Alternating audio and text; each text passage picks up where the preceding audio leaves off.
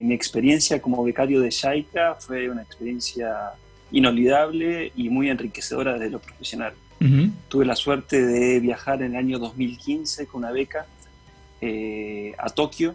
Fui a estudiar 40 días el sistema de las ciudades de Japón, al ministerio, a la escuela de gobiernos locales del Ujú. Ministerio del Interior de Japón.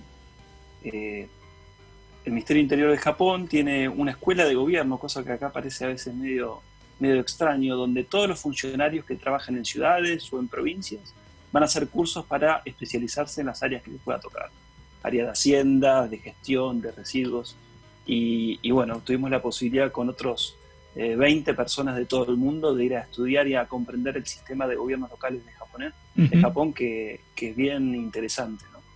Sí, sí.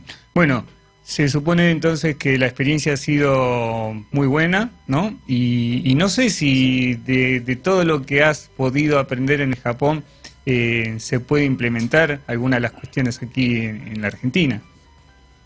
Mira, sí, la verdad que fue muy interesante poder ver en primera vista cómo los funcionarios locales llevan adelante sus tareas en distintos áreas de trabajo. Ujú. Y no solo estuvimos en la Escuela de Gobierno de Tokio, sino también JICA nos organizó visitas a municipalidades y a ciudades de distintos lugares de Japón. Entonces tuvimos la posibilidad, por ejemplo, de aprender sobre la ciudad modelo de eficiencia energética Ujú. e ir a hablar con sus protagonistas. Tuvimos la posibilidad de ir a Osaka y conocer sistemas de renta. Tuvimos la posibilidad de ir a Kobe y conocer cómo se preparaban para las emergencias. Ujú. La verdad que el programa fue muy interesante, de esta posibilidad de intercambiar entre la teoría y la práctica y hablar con protagonistas, ¿no? Creo que eso, desde lo personal, fue una gran experiencia.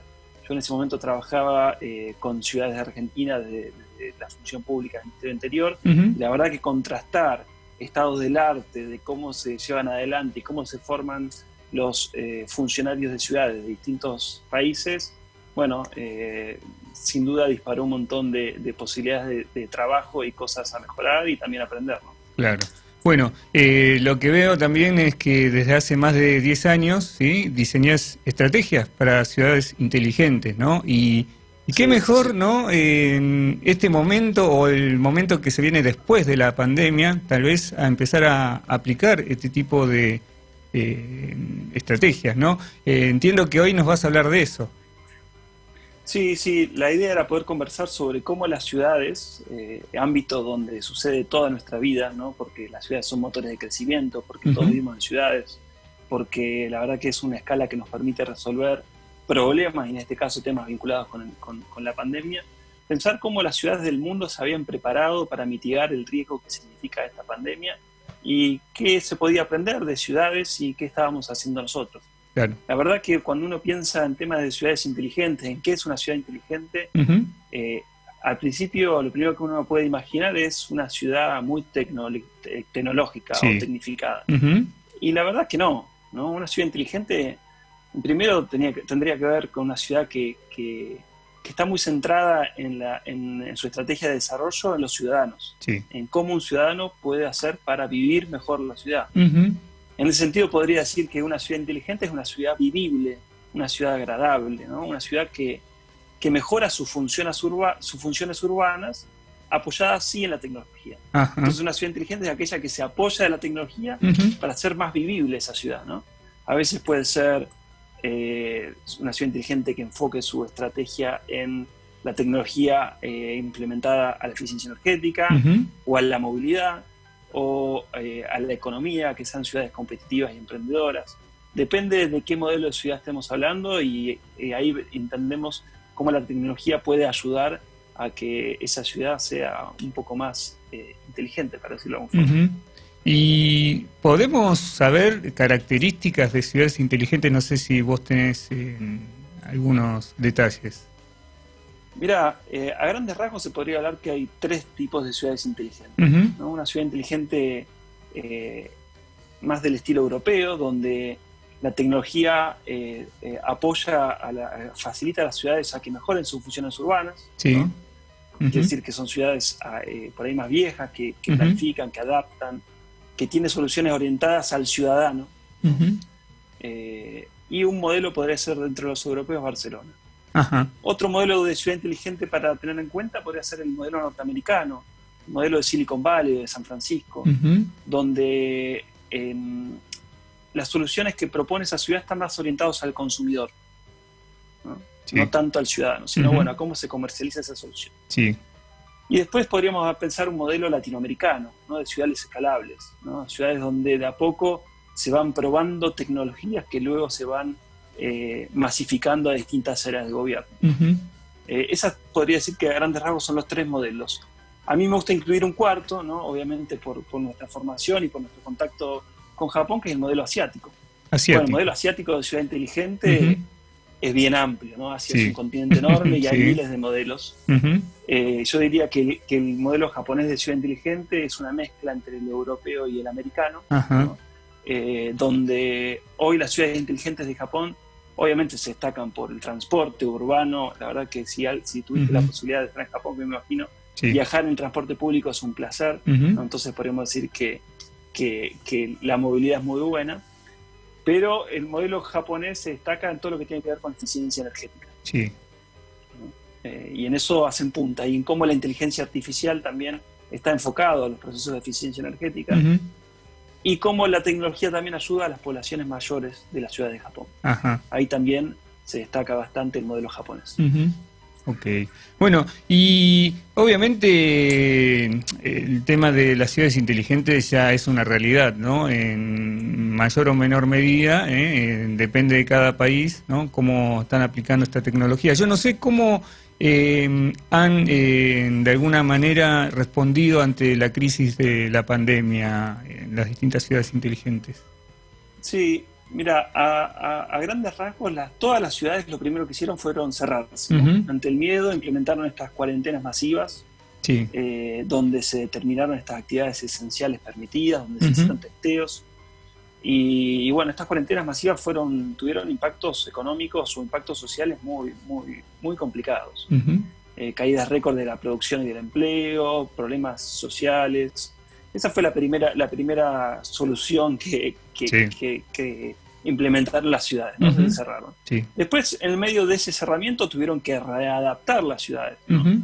Y hicieron muchas intervenciones de lo que se llama urbanismo táctico, es Ujú. decir, intervenciones de bajo costo, de corto plazo, Ujú. escalables, por ejemplo, ¿no? Sí. Ampliar una vereda, Ujú. sacando los autos de las calles, para que la gente pueda caminar más cómodo por la vereda, garantizando ese distanciamiento social. Ujú. Esa fue una solución, ¿no? Las ciudades implementaron acciones de urbanismo táctico. Después llevaron adelante restricciones de la movilidad y el transporte público, Sí. que lo vivimos acá en Buenos Aires, ¿no? Ujú. Y otras ciudades, las más inteligentes o las ciudades más tecnologizadas, llevaron adelante estrategias de datos, ¿no? Utilizaron esto que se llama el Big Data y la inteligencia artificial Ujú. para, a partir de sensores, vigilar a la población, Sí. hacer testeos, controlar cómo se movían. Ujú. Y ahí las ciudades asiáticas se distinguieron bastante, ¿no? Ujú. Porque con unas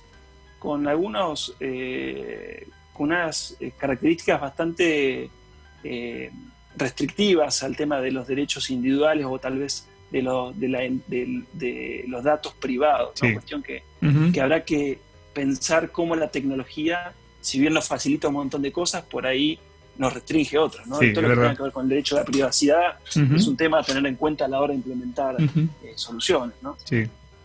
Así que te diría que a grandes rasgos eso es lo que hicieron las ciudades. Japón tuvo una respuesta una respuesta ambigua para ya pensar el modelo japonés, Ujú. porque estuvo por ahí más enfocado al principio concentrado en que la pandemia no afecta a las Olimpiadas, y bueno, cuando después se dejó de lado que no iban a organizar las Olimpiadas, Ujú. sí llevaron adelante soluciones más masivas respecto a la utilización de inteligencia artificial Ujú. y de Internet de las Cosas para las poblaciones vulnerables, Sí. ¿no? Ujú. Pero te diría que el gran ganador de todos estos procesos es la digitalización. Se Sí. digitalizó todo, Ujú. ¿no? Nosotros, de hecho, estamos teniendo este programa Sí. a través de una plataforma digital. Sí. Entonces, Bueno, precisamente. como externalidad positiva puede ser esa. Sí, precisamente te iba a preguntar lo que se viene, ¿no? Porque ya ahora, ¿no? Con este tema de la pandemia va a haber un antes y un después del COVID-19, ¿no? Entonces, ¿qué se viene, no? Yo creo que estamos adelantando varios pasos. La nueva normalidad, ¿no? ¿Qué será la nueva normalidad? Y cómo estas ciudades van a poder adaptarse a la nueva tecnologías y demás, ¿no? Sí, creo que hay tendencias que han llegado para quedarse, ¿no? Esto de lo que decía de la digitalización, pensamos nosotros siempre desde la oportunidad de prestar soluciones. Bueno, ¿cómo podemos hacer que los gobiernos se convenzan que tienen que digitalizar, que tienen que hacer turnos electrónicos, que el ciudadano tiene que estar menos contacto con el edificio público, con las colas? Bueno, en este momento hay un gran empuje a la digitalización. El COVID es un fuerte acelerador de digitalizar todo, para decirlo de alguna forma. Lo gubernamental, por un lado, pero también el comercio, también todo lo que tiene que ver con la distribución de bienes y servicios, las economías de plataformas, que a veces están un poco se los mira de reojo. La verdad que las soluciones de plataforma, de delivery, fueron uno de los sectores que se puso al hombro esta cuarentena, para decirlo de alguna forma, ¿no? Porque también facilitó que muchos negocios no tuvieran que cerrar, o que muchos restaurantes pudieran también entregar su comida, y tal vez cambie mucho el sistema de trabajo, ¿no? Habría que pensar si esta forma de teletrabajo quedó para cambiarse, habría que pensar si las ciudades van a seguir siendo radiales, donde todos nos dirigimos a un centro a trabajar, habrá que pensar si los locales de oficinas seguirán siendo útiles en las ciudades del futuro. Habrá que pensar si viene una ciudad más cercana, ¿no? Hay algunos urbanistas que hablan de la ciudad de los 15 minutos. Que las ciudades van a empezar a ser más chiquitas, donde uno va a poder acceder a bienes y a servicios a una distancia caminable de 15 minutos. Bueno. Que puedes hacer todo. Sería ideal. Excelente. Sí, y pensar en una escala más urbana de ciudades. Y hay ciudades que ya lo vienen haciendo, ¿no? Barcelona hace rato que viene innovando en temas de ciudades más mixtas, de espacios de uso mixto, ciudades de cercanía, ¿no? Sacar a los autos de lado, esa es otra tendencia que se viene. Eso sí, las bicicletas, utilizar las bicicletas. O no, directamente caminar, 15 minutos no es nada, ¿no? Caminar, ¿no? Y pensando que el transporte público es un lugar de riesgo de contagio, bueno, a pensar de qué manera por ahí ciudades planas pueden planificar una estrategia de movilidad más sustentable, no motorizada, de bicisendas. Hay ciudades como por ejemplo Milán, ¿no? Milán está pensando seriamente retirar al auto del centro para siempre, ¿no? Milán, París, Bogotá, Barcelona, todos están pensando volver a hacer las ciudades a una escala un poco más humana, más vivible, ¿no? Entonces ahí la ciudad inteligente no tiene tanto que ver con la tecnología, tiene que ver con hacerla a una escala más cercana. Veo que en tu caso vas a tener mucho trabajo de aquí en adelante, si bien ya lo tenías, pero va a haber un gran cambio, ¿sí? Y grandes estrategias a seguir después del COVID-19. Así que, nada, me encantan los conceptos que has brindado y creo que es un tema que da para mucho más, ¿no? Para hablar. Sí, creo que es un tema que llegó para quedarse, siempre y cuando vaya de la mano de la conectividad. Es así. ¿No? Las ciudades inteligentes van de la mano de la conectividad, por más que sean muy tecnificados, ¿no? Tiene que haber muy buena conectividad. Tenemos que pensar que la democratización de la tecnología, hoy todos tenemos celulares muy potentes, en tanto en cuanto sigamos teniendo estrategias de conectividad de 5.0, de 5G, de 4G, ciudades conectadas, vamos a poder pensar ciudades un poco más accesibles. Así que sí, esperemos que realmente los gobiernos se pongan al frente de esta agenda de digitalizar y de simplificar la vida del ciudadano también. Sí. La verdad que es un momento de reflexión, de saber dónde uno está ubicado, ¿no?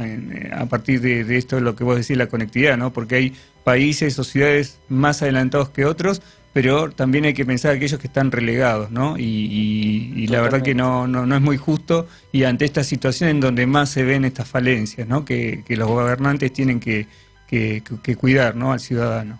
los gobernantes y las empresas, ¿no? Es Pensemos así. que nosotros hoy estamos Ujú. pidiéndole a nuestros empleados o a nuestros colegas que trabajen desde su casa. Ujú. Pensemos, todos tienen la capacidad de infraestructura, de equipamiento o la habilidad Ujú. para trabajar digitalmente desde tu casa. Sí. ¿No? Es un son tema temas para que hay que... reflexionar y analizar. Bueno, Ignacio, muchísimas gracias por este contacto. Desde ya, cualquier otro tema o datos que quieran saber, obviamente pueden dirigirse a las redes sociales o los datos de comunicación de APJA, ¿sí? Por supuesto, sí. Me encuentran a mí en las redes sociales o también a APJA, que estamos en Facebook, en Ujú. Twitter, en Instagram, en LinkedIn y en YouTube, ¿no? Y por Perfecto. supuesto nuestra página que es apja.com.ar. Ujú. Ahí estamos llevando adelante un montón de seminarios para reflexionar sobre la pandemia Ujú. con los becarios de todo el país.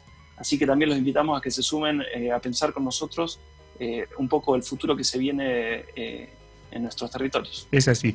Bueno, muchísimas gracias, Ignacio Argons, presidente de la Asociación Becarios de Japón, APJA, ¿sí? Y por supuesto vamos a seguir en contacto para seguir hablando de este y otros temas, ¿sí? Gracias, Ricardo, a disposición. Bueno, muchísimas gracias. Es así, Ignacio Argons, presidente de APJA, ha estado aquí en Japón hoy y cerramos este segmento de esta manera. Auspició este momento ABJA, Asociación de Becarios de Japón en Argentina.